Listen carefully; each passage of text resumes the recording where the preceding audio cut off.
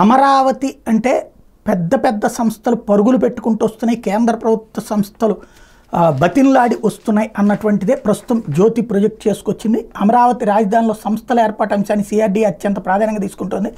అమరావతిలోని కేంద్ర రాష్ట్ర ప్రభుత్వాలకు చెందిన 130 సంస్థలకు భూములు కేటాయించారు. సిఆర్డీఏ కార్యాలయం ఏర్పాటు చేసిన ప్రత్యేక విభాగం వాటి యాజమాన్యాలతో సంప్రదింపులు జరుపుతోంది.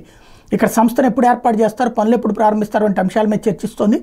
కార్యాలయాల ఏర్పాటు మీద శుక్రవారం నాటికి 80% సంస్థల నుంచి పాజిటివ్ రెస్పాన్స్ వచ్చింది. సిఆర్డీఏ వర్గాలు ఈ విషయం చెప్తున్నాయి.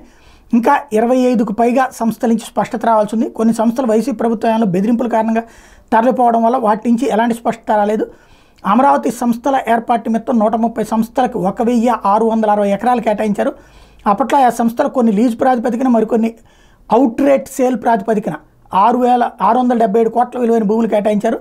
టీడీ ప్రభుత్వంలో 546 కోట్ల మేర ఆ సంస్థలు చెల్లింపులు కూడా చేసినాయి. మరో 131 కోట్లు చెల్లించాల్సి ఉంది.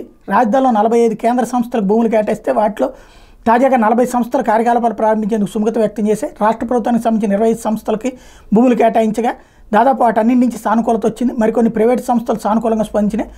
మొత్తానికి మరో వారం రోజుల్లో అమరావతిలో ఏర్పాటు కాబోయే సంస్థల మీద స్పష్టత వస్తుంది. 2 నెలల్లో అవి పనులు ప్రారంభించేలా చర్యలు తీసుకోవాలని సిఆర్డీ అధికారులు భావిస్తున్నారు. టోటల్గా 104 కేంద్ర రాష్ట్ర ప్రైవేట్ సంస్థలు వస్తాయి. రాష్ట్ర సంస్థలు ఆటోమేటిక్గా వస్తాయి. ఇంతకుముందు రాష్ట్ర ప్రభుత్వం వద్దనుకుంది కాబట్టి కేంద్ర సంస్థలతో కూడా కలిపితే 104 వస్తూ ఉన్నాయి అన్నటువంటి చాలా కీ పాయింట్ అవుతుంది.